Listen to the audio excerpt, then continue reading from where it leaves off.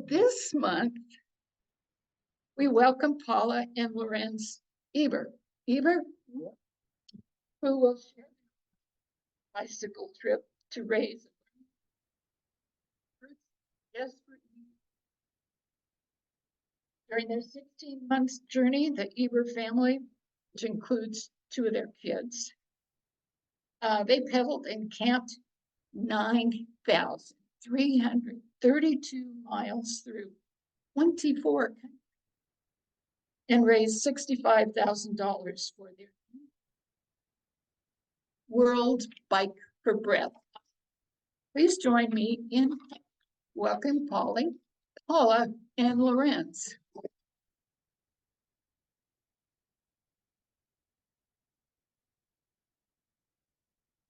So, we're getting used to this Zoom thing. I would like to start out by saying that Kitsap County is a very, very special and unusual place because about a year and a half before we cycled around the world, there was another family in Kitsap County, and the odds of this are like zero. The McFarlands, who are here today, Gary and Janice. Some of you may have heard of them. They left and got to France, and Janice broke her leg in a horrible accident, came back and was very determined, absolutely determined to continue the journey and continued on. Anyway, they came back. Their journey was a bit different than ours, but they took two children too.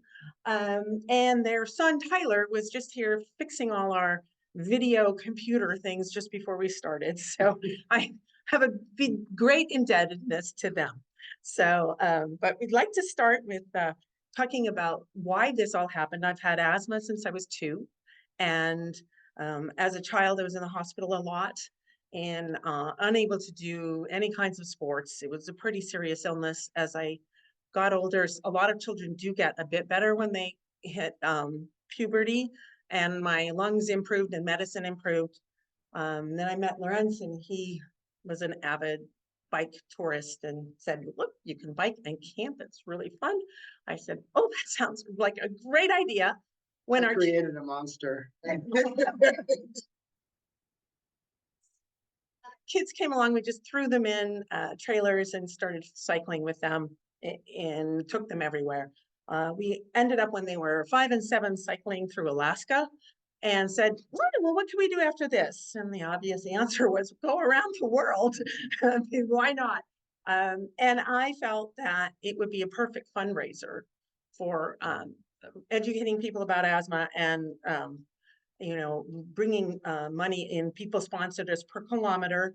Our goal was to do 15,000 kilometers. We did 14,963. So we pretty much made it. And we got a variety of sponsors, both individuals, people following us on the internet, which was super fun.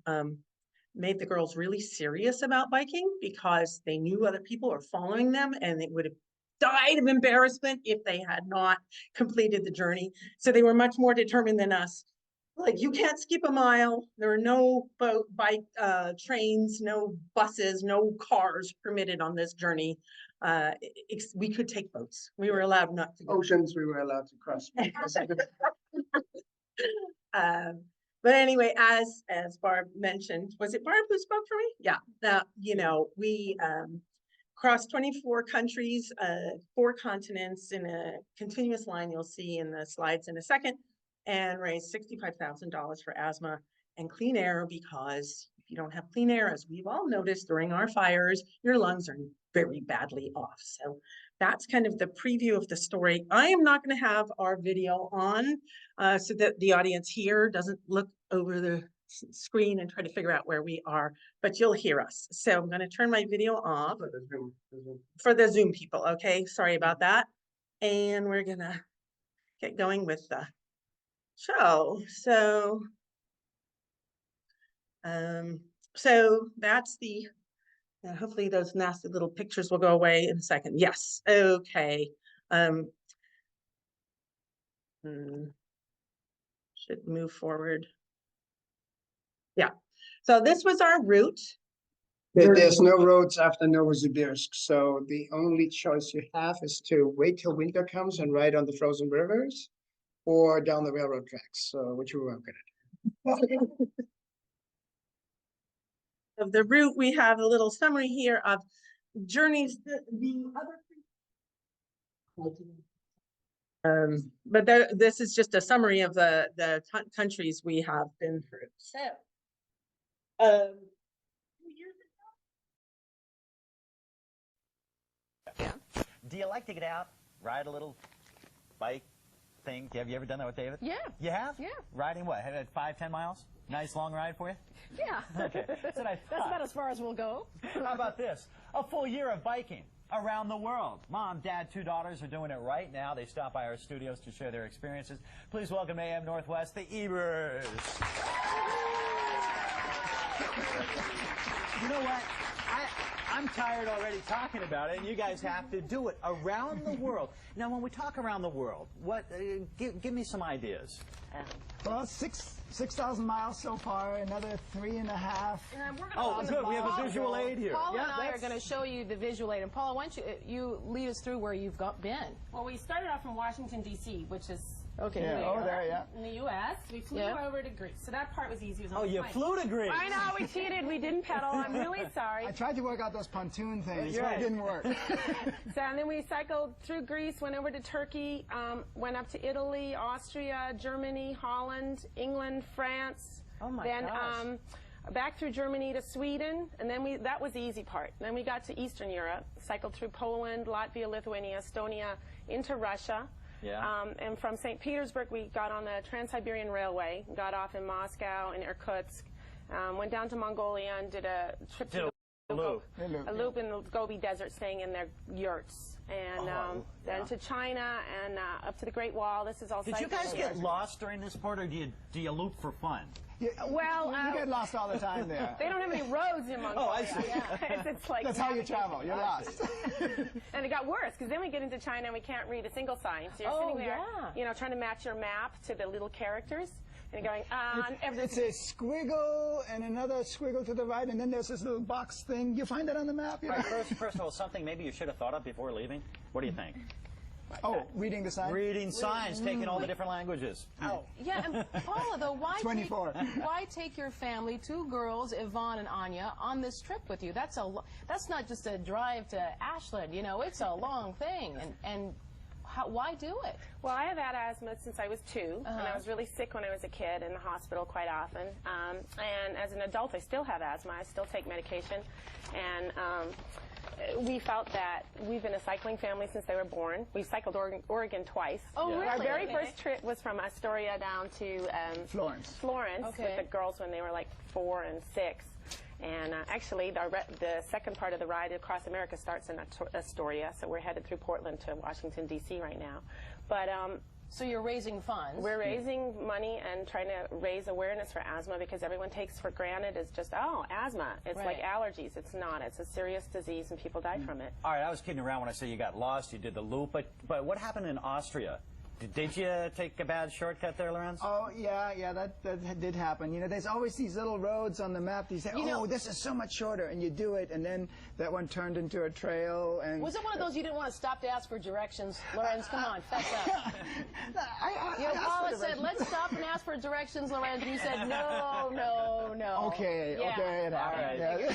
Yeah. And you know, another story I liked when I read all about your trip is the Great Wall of China. Who knew it was all white? I mean, you guys are in the middle of a blizzard when you got there, right? That's Tell right. us about that. Yeah, it was.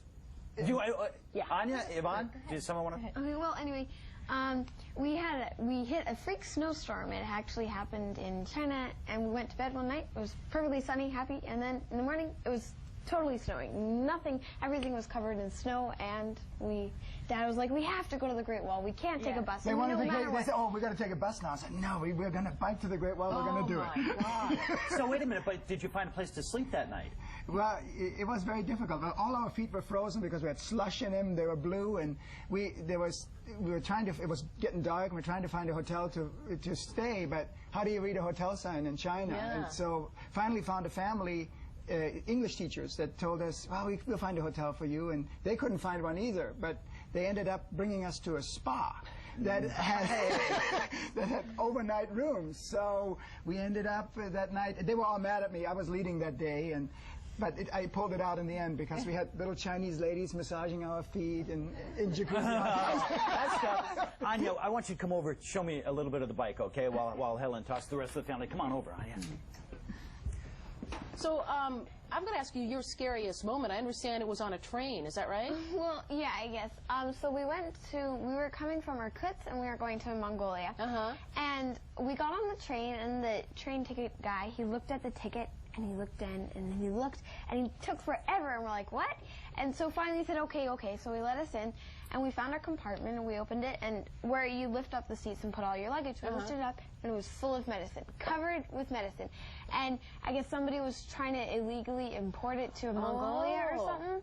And so at that point, I just flipped out because we had known about the border guards because last time the border guards had come and they'd torn everything apart in our bags and looked through it, and they were just, it was really hard to get through to Russia, and now we're getting out and we didn't want to be stuck in a Russian jail, and I just totally flipped out. I don't know. First, I'm stuck with my mom and dad for all this time. Exactly. In a jail. Exactly, and I totally flipped out, and so like, but in the end it worked out, and they like shoved all the stuff in the hallway, and we actually found the person who was doing it, and she was doing it for humanitarian purposes. Oh, gotcha. And I mean, I totally support that, but I didn't want to go to, you know, be stuck in a She wanted to go home at that point, and we said, well, which way do you want to go? You want to go back to Moscow or Ulaanbaatar? All right, now let's go over to Ken here and Anya. All right, Anya, your sister, the drug smuggler, that's nothing compared to your scariest moment. Tell me about that. Okay, well, my scariest moment would have to be in Tonga. That's like an island in Polynesia. And I was sleeping in one of those reed huts that you see on the beaches. Right. And in the middle of the night, I felt something wrap around my hand and bite me. And I woke up screaming and I was yelling, oh my gosh, a lizard's bitten me, you know, what, you know, help me and find this thing, you know? And my parents were like, oh my gosh, you're hallucinating, you know, you're... Hallucinating? You have blood dripping from your hand. I know. That's not an hallucination. So they tore about the whole bed and they found this 20-centimeter long centipede called a mollucow. And it's their form of a scorpion. And so it goes scuttling across the floor and my dad had to hit it with a shoe and kill it. And so we go through the guidebook and it says the mollucow bite is not normally lethal to adults. Oh, great. Not normally lethal, Dad. Dad's going, you know what? It's mostly an hallucination, a little bite. But you didn't want to go to a hospital in Tonga. No, I mean, the hospitals, either most likely you'll die if you go to one of those.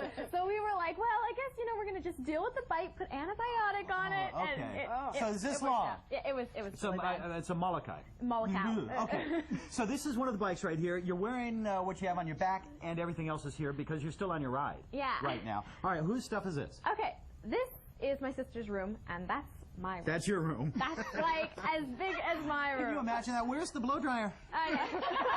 No blow dryer? No, we get 3 pairs of clothes, some socks, some underwear, and then we get like 2, you know, special items. I have a journal and I have some makeup. All That's right, it. very good. And you sit on the back, you and your sister? Yeah, I sit on the back, and then my mom would sit in front, and my sister, and then my It dad. looks like Mom and Dad get more clothes. Yeah. What's up with that? Well, they also have the sleeping bags in the bottom and the okay. pads. So, All right. but they do get more clothes. They're Man. bigger. So. Very good. All right, I'm explaining the bikes. I just went through that. We had 2 matching bikes, a green one and a silver one. We have the silver one here in the room. The notable thing about the bikes is, if you can see in the picture, there are those silver couplings. And with those, we were able, you know, they're in the middle of the frame there, like that. With those, we were able to take the frames into 3 pieces because these were 8-foot-long bikes. And that way we could get them. Initially, we had the suitcases we could fit them in if we really literally took every part of the bike. And we did that when we flew to Greece. Of course, when we got to Greece, they already lost 1 bike at that point on the airline, but we found it again. But then later we would, you know, when we had to go on a flight, say from China to Japan, we would break these frames in half, in thirds, and then we're able to get them in bags that we would find along the way and transport them that way. The other notable thing is, if you see the flag on the back there, both bikes had these flags. They really helped us to stay visible and not get hit. We had surprisingly no calls in 10,000 miles. The other thing they were for was in Germany, at my father's workshop, we put steel points on the bottom of the flags so that in a pinch we would have defend ourselves. Both Anya and I are fencers. Never really had to use them, except almost in Pennsylvania, where this dog attacked us and wouldn't let go. And the guy was right there, and I was like, "Look, I'm going to stab your dog unless you call him back." And he finally called him. So what else is there? And then, yeah, my bike had front panniers, with the girl stuff in it. Paula didn't carry those. And then in the back, we had the tents, the sleeping bags, the sleeping pads, food, cookers, all that good stuff. And then we always collected stuff, and that got strapped onto the top. This is now, we just came out of the wintry weather there. Well, actually, in Japan, it was getting very cold. So you see coats we bought in Mongolia. In Mongolia, that was cool. You could, on the black market, you could buy a North Face knockoff coat for like $8. Because what they do is, it's an actual North Face coat, but the Chinese mills, they will, when they order 10,000, they will actually run 15,000 and then sell them to other countries for much less. So we had face coats, but then we had to give them away later on because you can't carry everything. What's next? Okay, so I guess I'm going to read you a chunk out of the book. Oh, I got to be right here. All right. Okay. So this is right in the beginning of the book. It's all about tandems and how to not ride them. And because really, when we started, we really didn't know anything how to ride these things. And it's titled Top 10 Ways to Fall Off a Tandem Bicycle, Lorenz. Number 10. Since riding around the world on a tandem bicycle is just a crazy idea in my wife's head, and no one of us has actually ever ridden a tandem, I asked our friends Maureen and Brett to lend us their tandem for training. Being an expert in all things bicycle, I kindly refused Maureen's guidance on how to get on this contraption, and in my infinite wisdom placed Anya, the stoker, the rear rider, onto the tandem without me while the tandem is still standing on its bike stand. Promptly, the wimpy bike stand snaps and Anya sprawls onto the driveway. I explained to Maureen that the bike stand is obviously not strong enough and generously offer her to buy her a better, stronger one. 9. After installing the better bike stand, stronger bike stand, I roll Maureen's tandem out into my driveway and raise it onto its new stand. I mount the front seat of the tandem alone. Promptly, the stronger, better bike stand collapses and I sprawl onto the gravel. Picking myself up, I have to admit that sadly, the quality of bike stands has been steadily decreasing in recent years. 8. Tom, our local bike store owner, advises me to get on the tandem first while straddling it and let Anya, the stoker, climb on without the stand. In light of the current quality control crisis in bicycle stand manufacturing, I grudgingly adopt this makeshift method of mounting a tandem. Surprisingly, the method actually works. Unfortunately, some previous misguided tandem captain has left the shifters on the tandem in the highest gear. When Anya and I step into the pedals, there's nearly infinite resistance. We totter and fall into the parking lot. Humiliated by the public scene, Anya threatens to never get on a tandem again. I swear to her that I will keep saboteurs away from the tandem in future. 7. Instituting a mandatory pre-ride shifter inspection rule to prevent tampering by saboteurs, Anya and I mount using Tom's method. Eureka! We managed to pedal around the block. I'm ecstatic. I have to admit to myself that I'm a natural at tandem bicycling, a born tandem captain. Around the next corner, Grove Avenue rises in a steep hill. Nothing against Maureen and Brett and their cumbersome tandem, but the tandem decides to shift very slowly and the gears jam. Unceremoniously, Anya and I fall into the ditch. Dusting off her dirty clothes, Anya suggests that I ride the tandem with someone else in future. 6.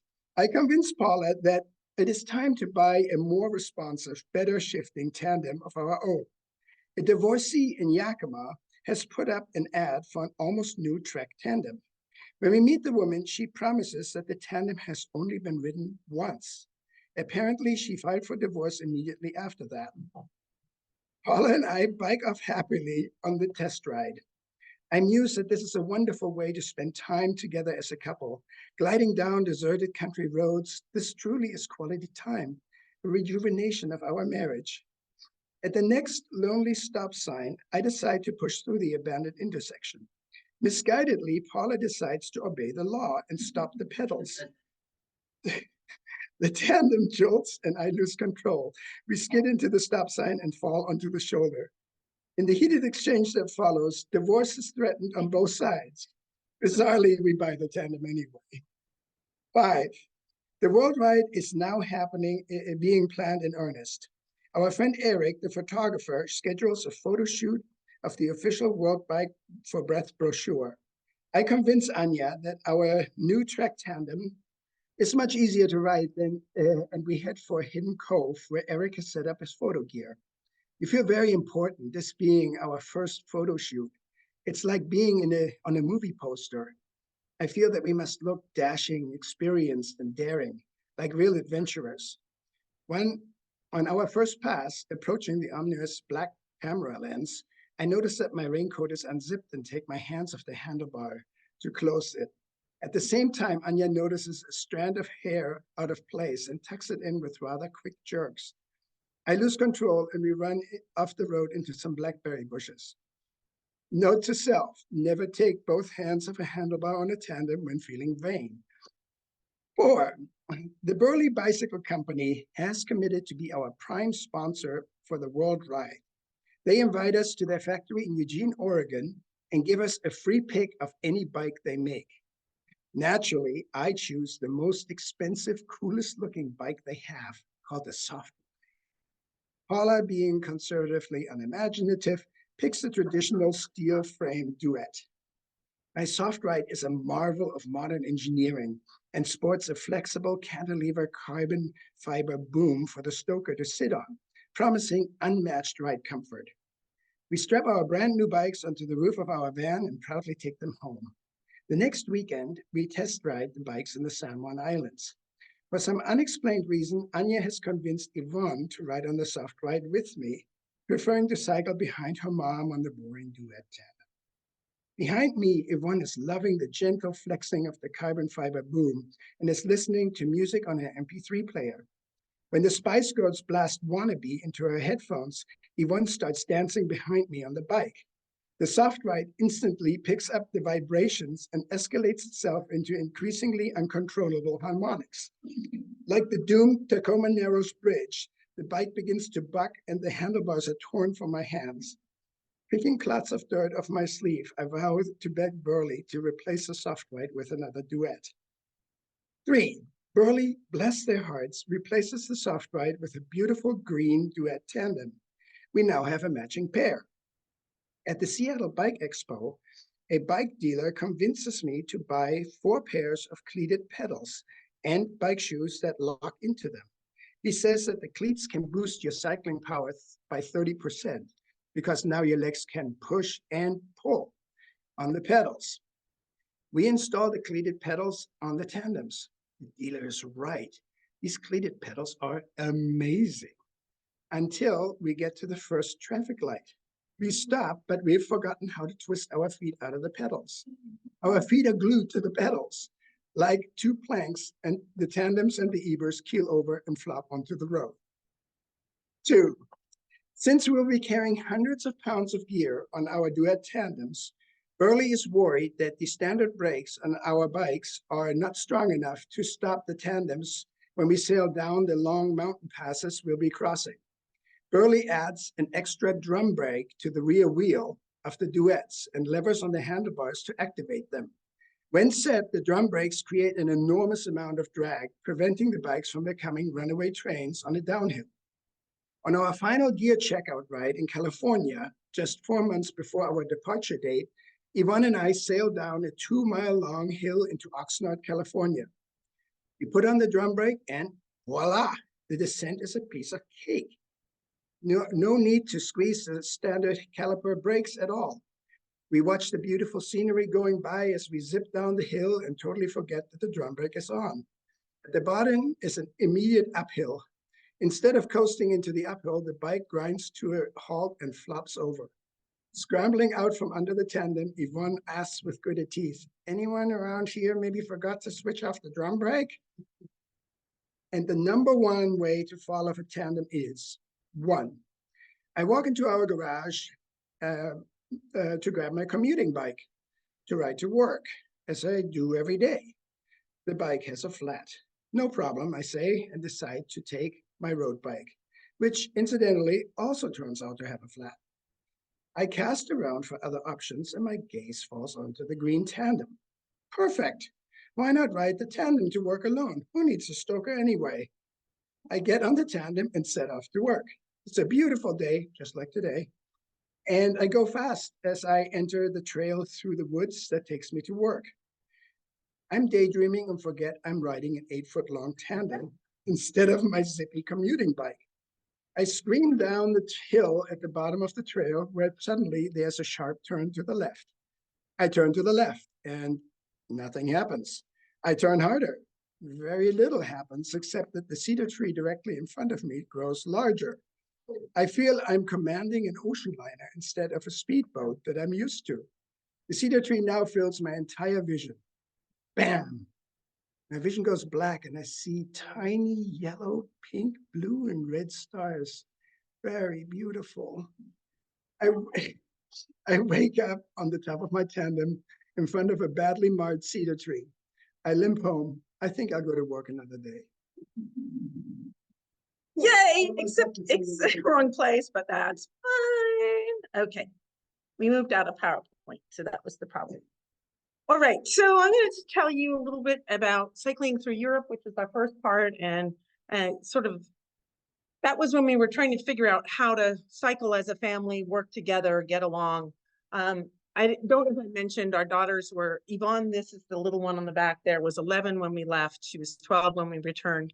Anya was 13 and she was 14 when she returned. So sort of tweens is what we were biking with. So here we started out in Greece.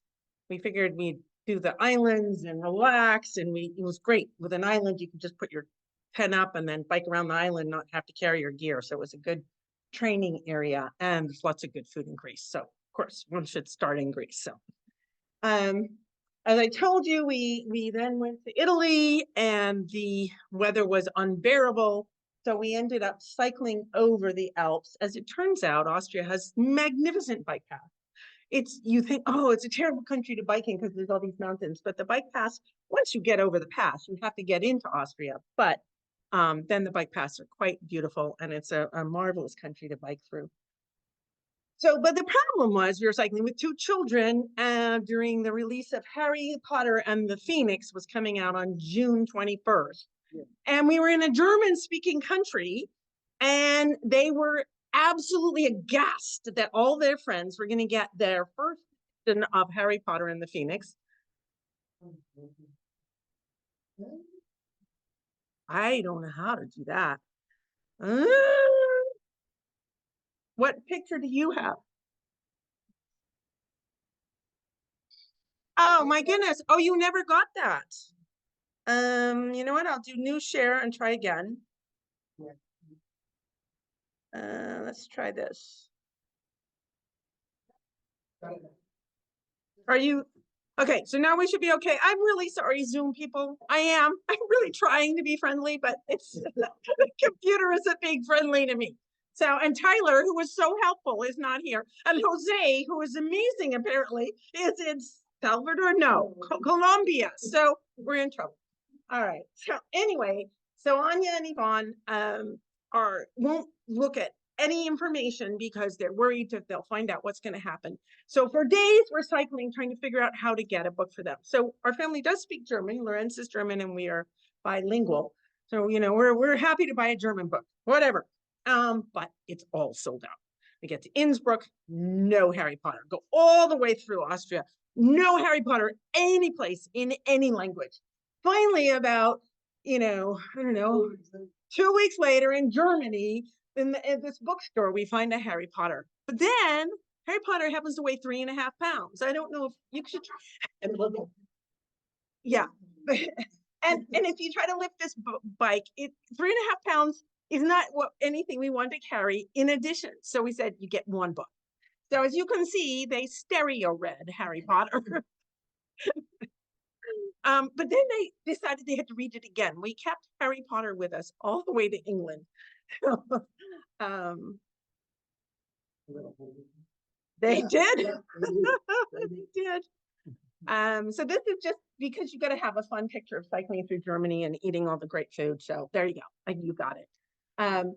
So we camped along the way. It was usually about 5 nights of camping or 6 and 1 or 2 nights of a youth hostel or some kind of guest house or something like that. The majority of the time was camping. Initially, we started trying to find campgrounds that were official, but European campgrounds suck. I'm going to be honest. Most of them are just a field with caravans all in a row. And then you've got your tent and you're looking up between you and there's this row of campers. And you're paying a lot of money for this horrible little spot. This is a farmer's field we're camping in and just popping, so it's sort of like backpacking on a bike. We've got our fire and stove there, but the farmers were lovely. And many countries, I'm an anthropologist, have very different notions of land use and what's acceptable and where you can camp or stay overnight. Sweden, for example, has a new notion of free land. And as long as you're within, I think it's like 300 yards of a building away from that, you can camp anywhere, only for one night, and you have to leave it clean. And Swedes, of course, would leave their campsite clean. So, but we'll. So the girls did not get out of school. And Anya's former teacher is here. We went through that decision about whether to have them come back and, return and do a grade over again. And they were not happy about that idea. So we would bike. And at the end of the day, they would have homework to do, which was a pretty exhausting project, except that, there's a certain amount of homework you can do on the back of a bike because you're on the bike for many hours. And we're like, when are we going to get there? Oh, great algebra problem. So we're biking at 10 miles an hour and it's 20 miles away. How long do you think it'll take? So, so that question went away very quickly. One of their assignments was to write little essays about the journey, and then they would post them on blogs on the internet, and that's what they're doing here. And of course, geography and social sciences were very easy to do, and history, every castle and wherever you went, the history was fantastic. And in fact, even like natural sciences, geology, there were pretty, we went to New Zealand with all the volcanoes and geysers. So, a lot of things you can learn as you're biking. It turns out Anya's at Oxford right now finishing a PhD, and Yvonne graduated from UPenn, so it did not hurt their education. We were talking about weight and not wanting to carry Harry Potter. Well, they all had their favorite things. Yvonne carried stuffed animals. Those were her special things. Anya had a journal she kept assiduously, and we were never allowed to see it, and she would mail them back home. And but I was nicknamed. Oh, yeah. So it was a constant battle to not accumulate more. So Lorenz gets to say this, and he will stand right there. I'll stand right here. Okay. So now we're getting into Eastern Europe, and this is in Poland, and the infrastructure is immediately deteriorating. This is like a bridge abutment, and if you don't watch out, you break your wheel going over that. That's probably like an 8-inch drop right there. And it started to happen too that we started to break lots of spokes in Eastern Europe. And you can see us there. Obviously, we didn't bring any big tools. I did what I could bringing with us, but replacing spokes turned out to be a huge issue. We probably broke about 6 spokes before we got through Russia. And there you see us working on the wheel. We had to take the cassette off in the back because the spokes are behind it. And the one thing to say about this picture is whenever you're using a hammer on a bicycle, you're doing it wrong. That's me in Moscow. Just before we boarded the Trans-Siberian train, there was actually a pretty harrowing episode that is described in the book that happened about an hour or two after this. Russia was tough. Everything you hear on the news these days, it's true. It's not a nice country. Everybody's trying to rip you off. You can't trust the police. As it turned out, this is kind of a nice aside. We met this British guy in one of the hostels we stayed in, and he was actually waiting in Russia. He had a car. He was waiting in Russia till the rivers would freeze over so that he could drive through Siberia on the frozen rivers.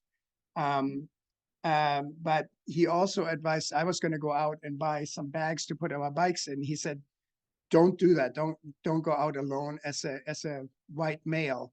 The police is going to pick you up, and they'll come up with some excuse, and you're not going to get out of there, out of the police station till you.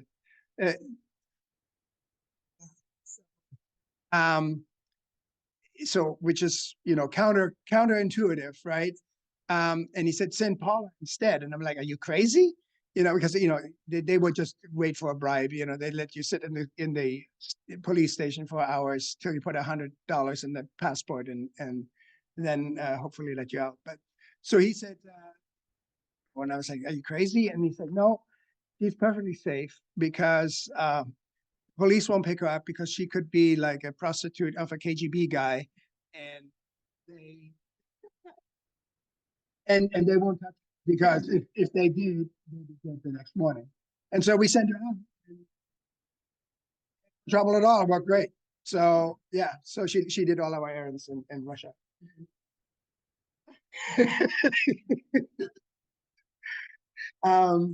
Yeah, so when we got to Mongolia, I literally kissed the ground. I still remember the scene to this day. We got to Ulaanbaatar, and I saw these 3 smiling women walk down the street holding hands, like a mother and 2 daughters or something. And I hadn't seen anybody smile for like a month in Russia. People just don't smile there. There's nothing to smile about. So Mongolia was actually easy. Let's see. Well, yeah, I mean, it had its other problems. Like they don't have any roads. So, but the Mongolians, super tough people, really nice. We stayed with these herdsmen in their gurs. That's the inside of a gur. The outside you just saw. Better not go back, huh? Yeah. Oops, sorry. The way it's now almost end of October, it's freezing there. The way they heat the gurs is you get 1 heating a day for dinner. There's not much wood or hardly any. So they take camel or horse dung and burn it in that stove to make dinner. And we would make dinner with them. And then when the fire goes out, that's all the heat you're going to get for the rest of the night. And it was crazy how tough these guys are. They actually gave us their beds, that orange thing in the back there. We were in our North Face bags, with hats on, gloves, everything, barely staying warm. And this guy would take off his cloak and lay in his underwear on the floor and was just perfectly fine. So there's something for acclimation, but they're tough people.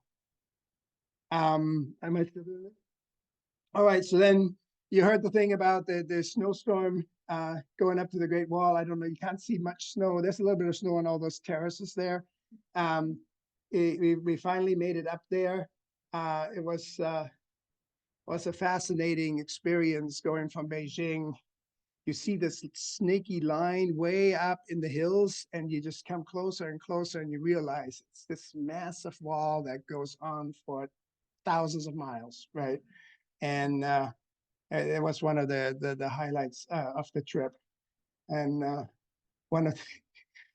right around that time, kind of a terrible thing happened. We had this thermos that the girls, grandmother, I guess it's Your brother. my brothers. Yeah. A relative.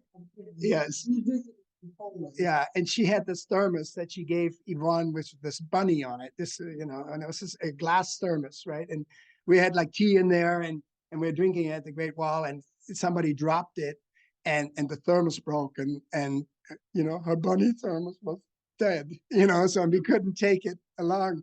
So we actually went to like a little corner where there wasn't hardly anybody there, and we dug a grave right at the foot of the Great Wall, and we buried the bunny.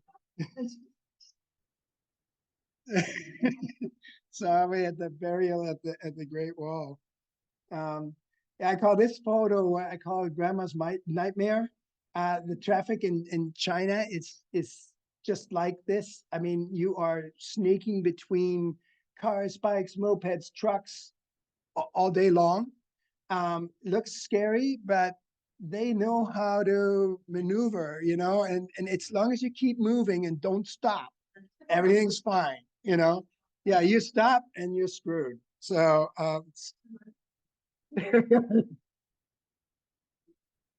yeah.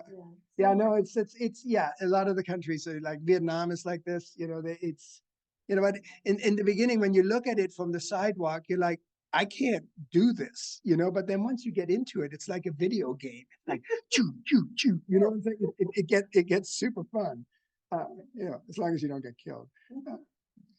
So then, then the weirdest thing happened is we turned into the tourist attraction, because in China, they had never really seen blonde hair, especially with girls. And we'd have like whole tourist group, and we bike down the road, and like a tour bus would come by.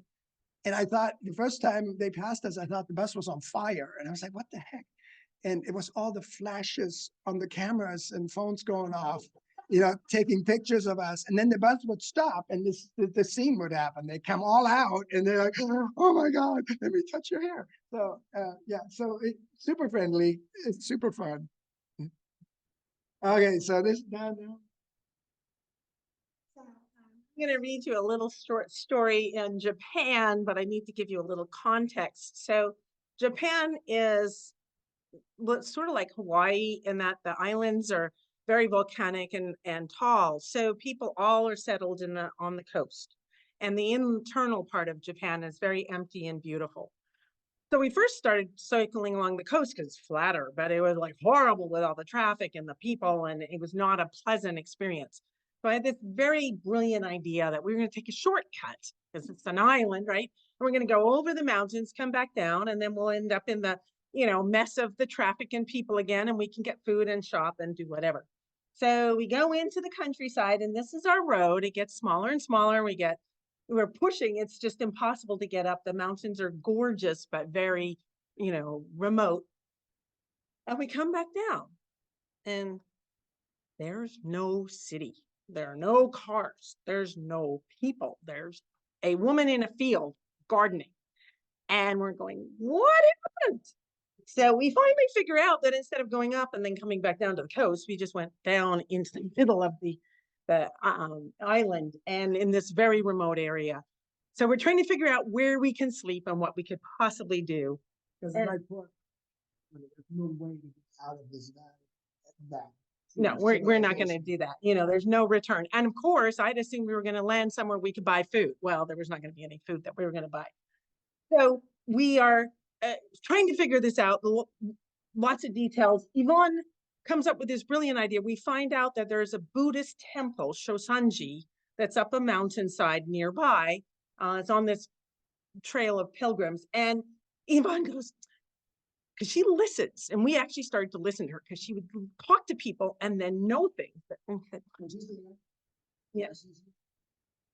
I talked to this guy, and he said that Buddhist temples are refuges for travelers in distress. They'll take you in. So go up to the Buddhist temple. They'll help you out and take you in. And we're going, okay, well, we don't have another choice. Oh, and there's going to be gold plaques on the bathrooms because apparently the gold guy had told her that. So that's the context of the story. Okay. And here I will read you the second part of it. So the part comes to me, got into that stage in life. The road to Shoshanji wound, silent and cool, beneath a dark forest of black pine trees.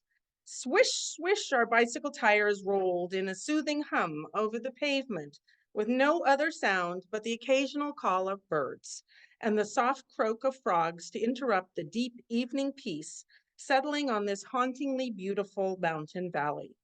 After a few kilometers, the road turned upward, slithering back and forth like a long green snake, as it crept toward the mythical temple of Shoshanji.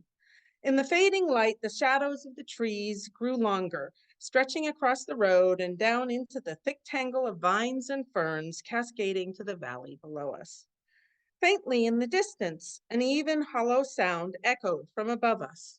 Cluck, cluck, cluck. The wooden beat reverberated through the shadowy trees, growing louder and louder as we pushed forward. Cluck, cluck, cluck. Suddenly, the road narrowed and angled straight up. I ratcheted the gears down quickly, pushing hard on the pedals as Anya and I wobbled into a tight curve.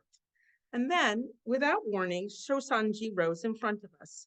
The ancient temple's curved gray tile rooftops etched starkly against a thin, milky sliver of daylight receding on the horizon beyond. In front of the temple, an enormous wooden entranceway loomed, perched like a gigantic Greek letter pi at the top of the mountain.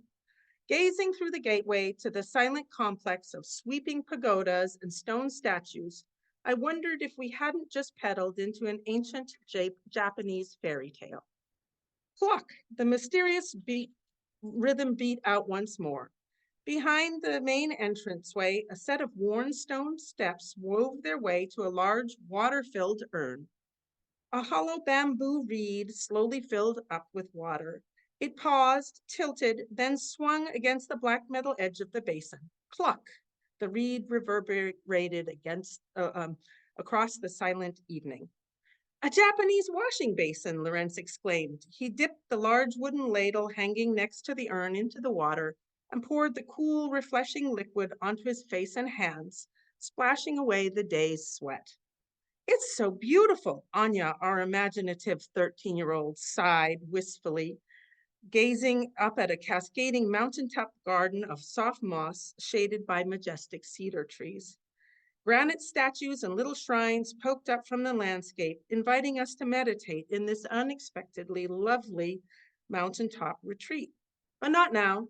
I shivered in the suddenly chill night air, the sweat on my skin clammy and cold. We needed to find somewhere to sleep, and soon.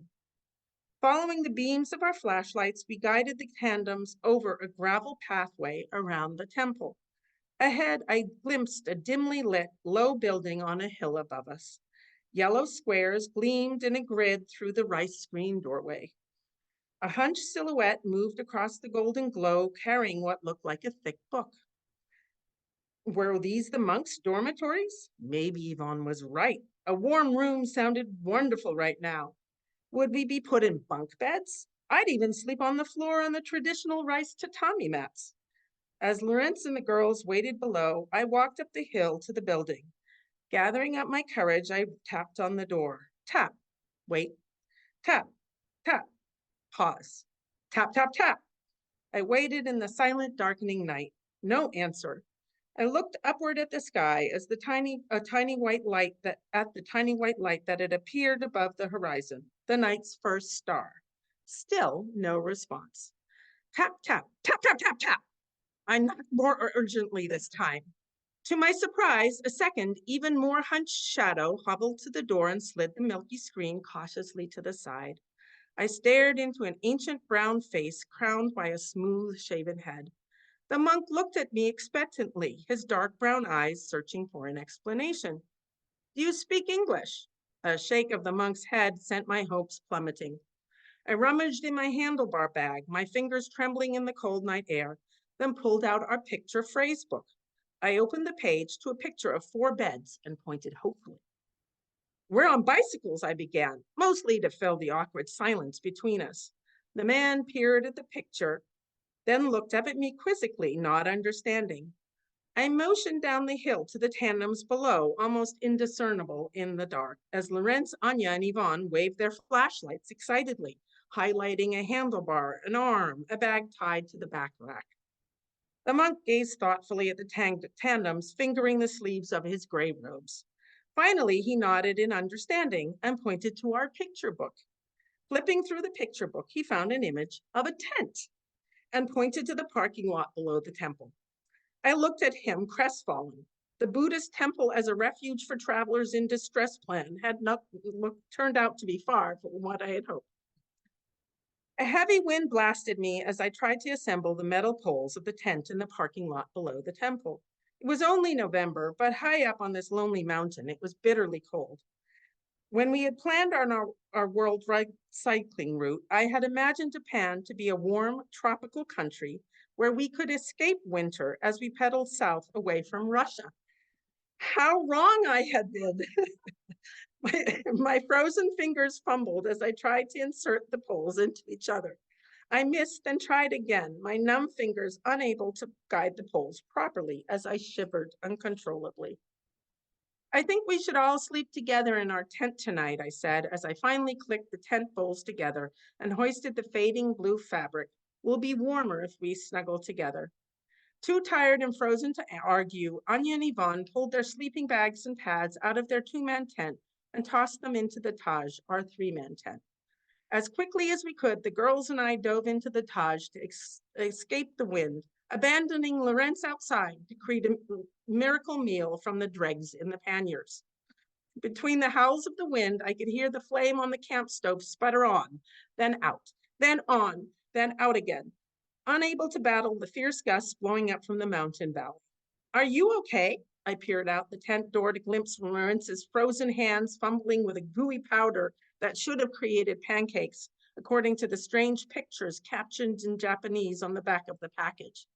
He motioned to me to stay in the tent as a heavy blast pushed the tent poles down, slanting the fabric onto Anya's and Yvonne's heads.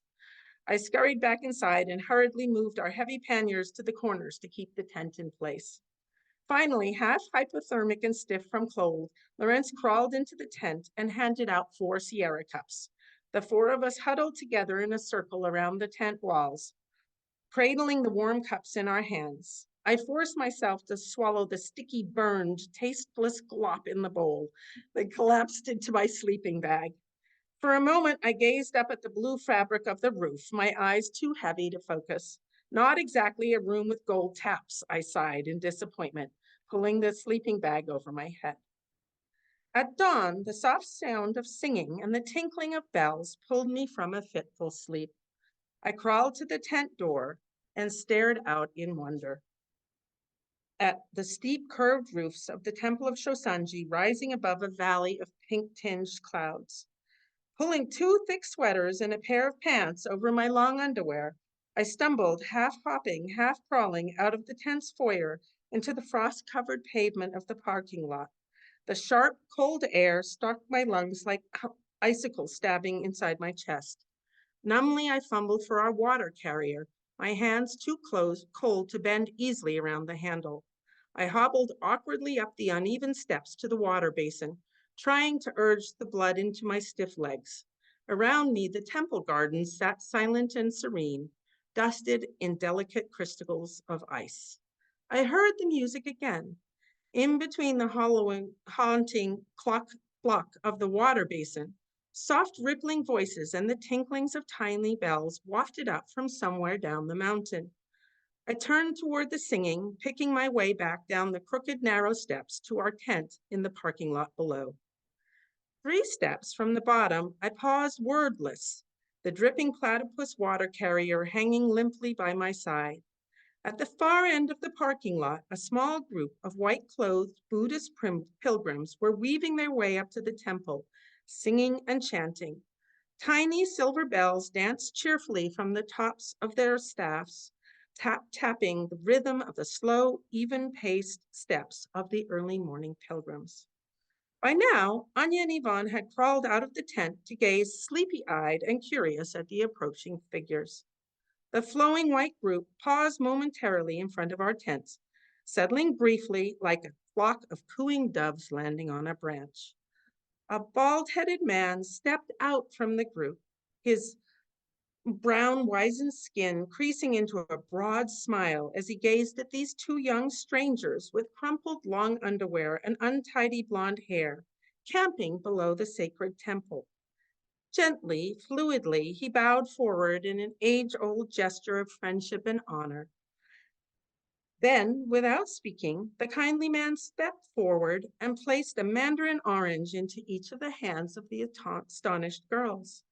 Arigato, thank you, Anya and Yvonne called out in surprise, bowing in return. The group of flowing white jackets billowed forward as the bald-headed pilgrim joined them again, peaceful doves heading home to roost on the sacred mountaintop. For a moment, I caught the bright eyes of the generous gift bearer. We smiled in friendship and understanding, each of us pilgrims on our own sacred journey.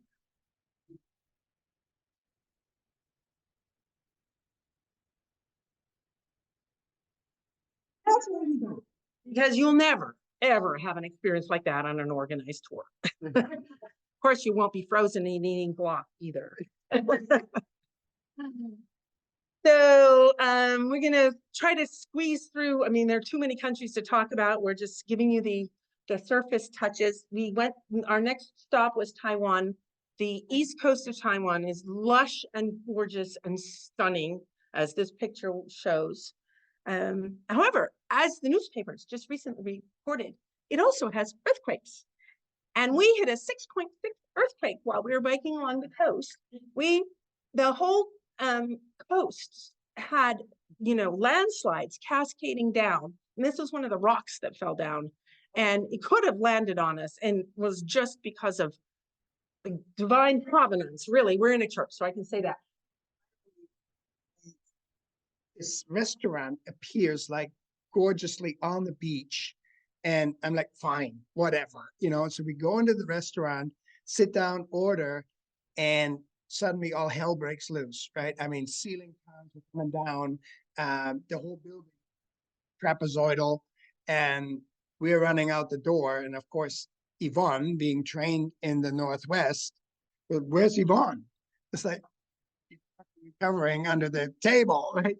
So falling back to grab her out, and we're all lying in the grass on the outside of the restaurant. And you look up the coast, that the road that we were biking is like hanging on the cliff. That's the road right there. And every 500 yards, there's like a landslide coming down. And if we wouldn't have eaten then, we would have been right there. So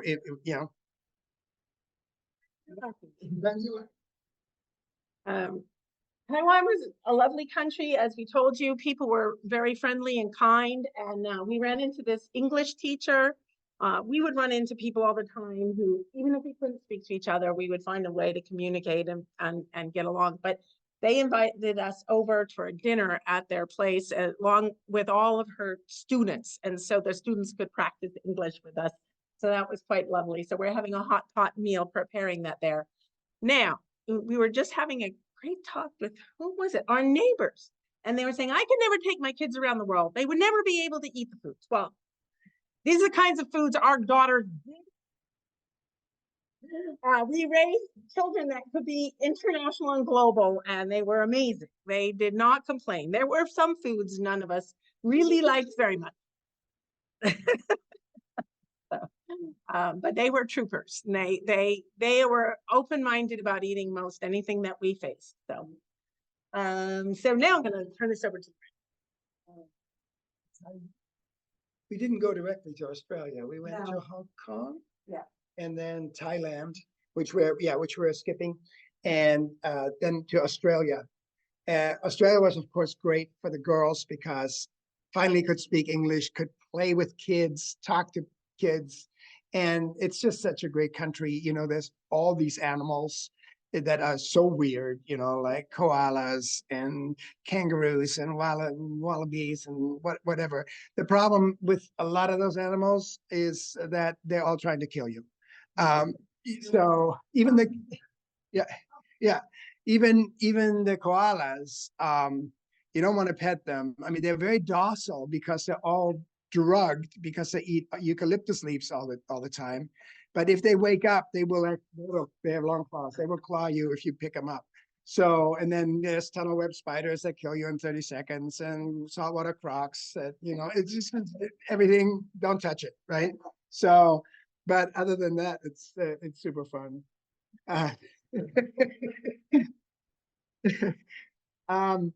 The biking was the worst of the entire trip. We only biked from just south of Melbourne to Sydney, which if you look on the map, it's like this, but it actually turns out to be like 1,200 miles, like that. And I don't know where the Australians learned how to build roads. I'm a civil engineer, so I know how to do it, but they don't, because the grades are crazy. I mean, they're like, 15% is nothing. It's like straight up, straight down, and you do this all day long. And that's why I look like that. And it was actually funny. We met these bikers, and like this whole group of them, like 10 of them, and they had like Swiss cycling jerseys on. I was like, hey, where are you guys from? Oh, we're the Swiss Olympic cycling team. It's like, cool, what the hell are you doing here? And they're like, oh, this is like the hardest place to bike in the world because and we train here, and I'm like, you don't have enough mountains in Switzerland? So, but they said it's the worst combination of heat and hills, right? So that's why they train down there. And then we went over to New Zealand, which is also hilly, but it's stunningly beautiful.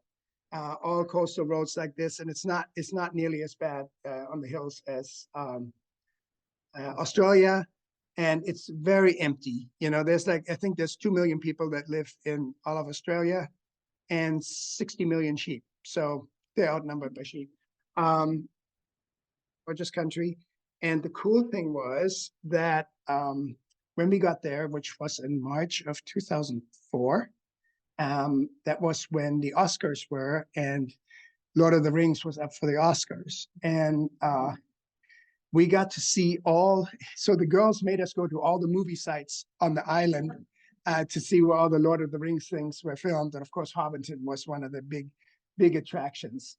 But we actually arrived in Auckland the night of the Oscars, and they won the Oscars, and the whole country went nuts. Right? It was like the biggest thing New Zealand had ever done. So besides biking being gorgeous there, there's also an amazing hike called the Tonga River Crossing, which is like 14 miles, which we did. And it goes right past Mount Doom in Lord of the Rings, and all these volcanoes and hot springs and crazy stuff like that. So there's just so much to see there. From there, the last stop before we went back to America was the Kingdom of Tonga, which is a very remote South Sea island. They don't do much tourism. The King of Tonga, by the way, he's the heaviest monarch in the world. He weighs something like 500 something pounds. But he decided that they don't want to do much tourism. So there are no, Waikiki beach hotels and things like that. So it's very low key. And that's why you get bitten by a moloch too. That's the kind of place we stayed in where Anya got bitten by the thing.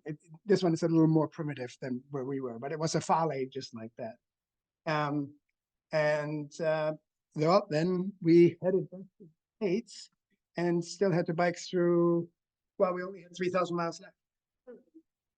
Almost home. So so that we chose to do the Lewis and Clark Trail along the Columbia River. We were homeschooling, and we're like, Lewis and Clark Trail is going to be great. We can learn all about Lewis and Clark. It was actually a fabulous way to do it, because we'd be reading Lewis and Clark's journals and places we'd camp.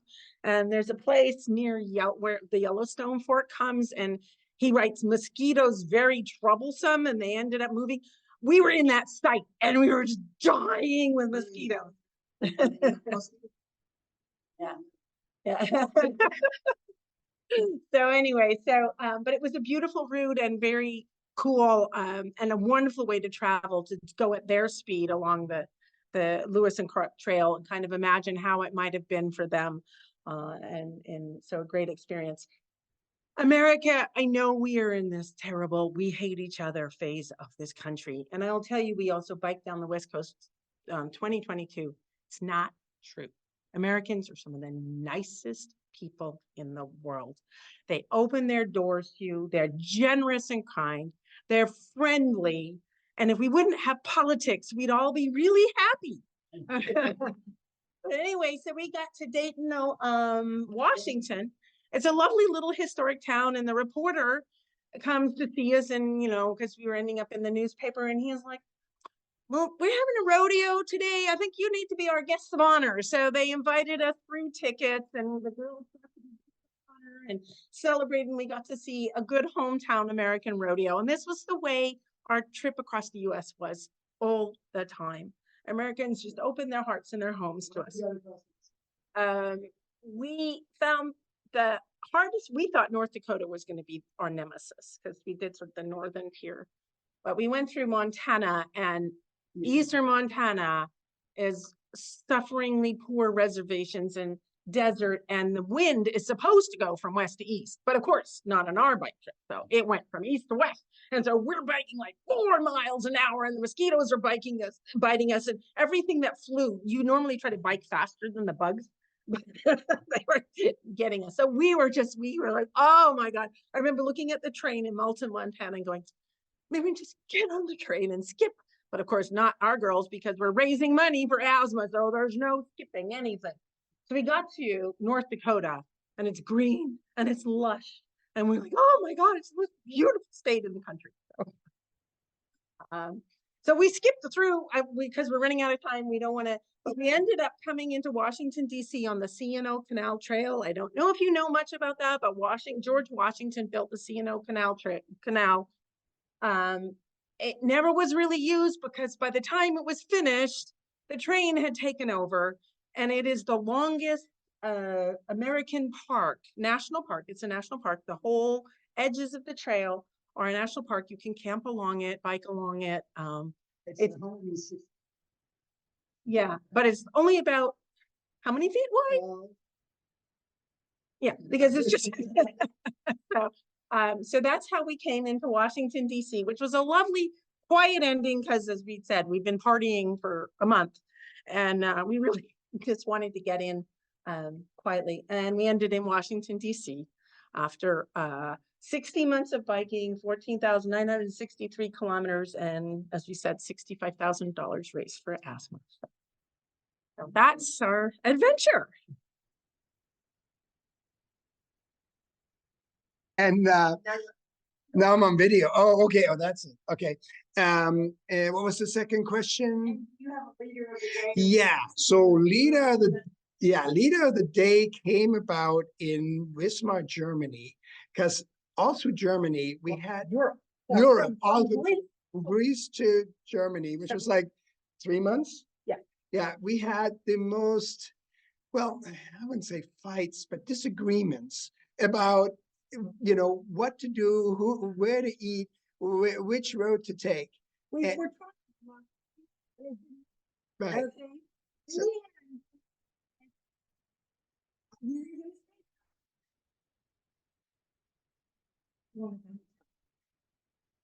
So Anya, the older one, actually, that was an all-out argument, came up with this solution. He said that just one of you be a leader one day and one the other day, and they take all the blame and they take all the credit, and that's how we did it, and it worked fabulously, and it's everybody wants to lead when they don't have to take the consequences when they screw up, right? But when you actually, so I try to avoid being leader of the day if I ever can, because it's then you're responsible, right? So yeah, or move back a little bit, and yeah. So anyway, But no, yeah, it sounded great, and in the beginning it was like, yay, it's my day, and I'm gonna go do some museum. And then you get all these awful days where it's like, okay, you are responsible for getting us out of this mess. Do you want to be? So, yeah. Well, Australia was, I guess. So, yeah, most of the trip wasn't super hot. So we would carry about 4 or 6 water bottles on the bikes. Sometimes in Europe, we had like a big 2-gallon water bottle on the back that we just strapped to it. In Australia, it became a problem because there weren't stores very often. And there was actually times where we take like water out of water holes and use iodine to sanitize it. Well, You know? I mean, when we camped wild, we'd try to be next to a stream and Yeah. then we would collect water and we did not do water filters or all that stuff. I mean, our intention was not on what that country could have. I mean, we don't camp with one of those metal canisters. We have a whisper light fuel bottle that you can put kerosene in and gasoline and you name it, but It'll burn. yeah. So, you know, we just carried iodine and would iodize our water regularly. Yeah.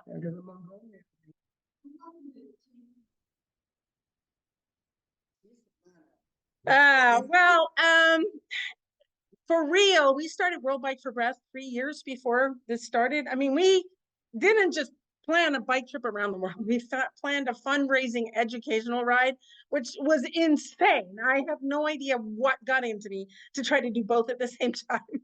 Anyway, so yeah, I mean, because we had to get sponsors and we had to set it up so that we would, you know, be raising and educating people. So there was a lot more that went into the planning, but still just planning a bike tour like this.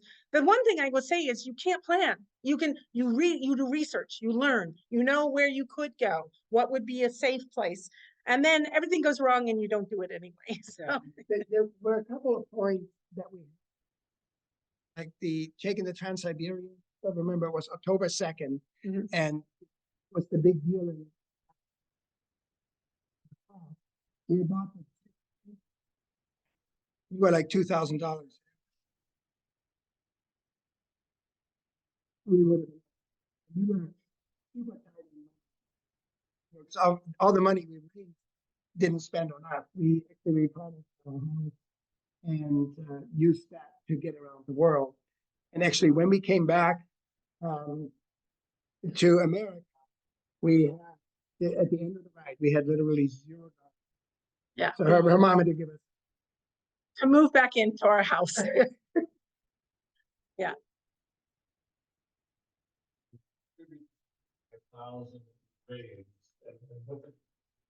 So we had a board, you're like all nonprofits are required to do. So we were only one voting member of that board. So it was a decision. But we had, before we left, we partnered with 3 asthma organizations, International Asthma Services, which most people don't know about, but they provide free asthma clinics around the world. They're this tiny little nonprofit run by doctors. They basically go over for free and it's amazing. Asthma and Allergy Foundation of America, who we're still working with very closely. These 2 we work very closely with, and then American Lung Association. They were our designated recipients. So the idea was the money we raised would go to them. We had different things the money went to for each of the organizations. International Asthma Services, we funded a clinic in Calcutta. Yeah, and we're able to provide an asthma clinic for that. Asthma and Allergy Foundation at the time, they were doing mostly like camps for children. So we funded scholarships for children's camps. And then American Lung Association, we funded a research project for asthma that was happening at the University of Washington. So that was how it goes. $1 of every book, by the way, goes to asthma and allergies. We're partnered with AFA and International Asthma Services, and we continue to fundraise. When we bike down the coast, people were giving us donations for asthma. So that continues to be our project. Yeah. What's the next adventure? Scandinavia this summer. We're cycling from Helsinki in Finland across through Scandinavia along the coast to Sweden, Denmark, and Norway, and then up to the Lofoten Islands because some friends of ours just came back from there and said they're amazing. So we'll end there. Yeah. She did. She was growing all the time. No, but we were buying clothes for her regularly. The big problem, we didn't really do bike special clothing that much. After a while, you just wear it out and you toss it. So our philosophy, and also the seasons changed. So we began with all this nice clothing, and then it was like, forget it, it's t-shirts and shorts, and we sort of went to what we could pick up. But the bike shoes that had cleats, those you could not go without. Yeah. And so Yvonne's foot kept growing, and we had a big problem with getting new cleated shoes for her. So that was a challenge. Oh, and for Lorenz. But we had tried to buy them in Japan, and he has feet that no person in Japan. Yeah, so we still use the tandem for some trips. Like we took it to Vietnam, which was a really smart idea, because taking single bikes in Vietnamese traffic, you will get separated instantly, and you wouldn't be able to find yourself again. So that actually worked great, because Paula was sitting on the back navigating, and I was doing the zigzagging. For the upcoming trip, we are taking 2 separate bikes. Just it has some advantages, if one of you can go shopping for food while the other one is setting up tent, that kind of thing, So we do it where it makes sense. Right. And thousands of miles on them. We tried it in the Napa Valley. We were thinking about biking down the West Coast with this tandem. I was like, it really needs to just have loving care and hang in the garage and be petted. That's about all it's good for at this point. It's too old. So actually, I sweated so much, as you saw in that one picture, that I dripped on those SNS coupling. My sweat dripped on the coupling. It corroded out. So it's really, that's why it's hanging in a museum. You really shouldn't ride it. It's a safety hazard. Well, Anya and Yvonne, literally would get to the point where they're just like, they pull out their book and be reading. We were biking, and they would just pedal along or listen to their music. And a tandem you cannot get out of the work. I mean, people think that the person on the back just sits there, and that's not true, because the legs who have to go around. But you can kind of the legs go around and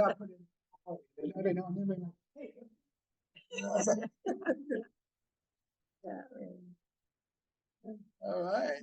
Well, there's no more questions. We have a couple of books up front if you want to get one. They're $20. So and we have all sorts of imaginative ways to get money, because of course Americans do. But thanks for coming. And there's more refreshments, and here.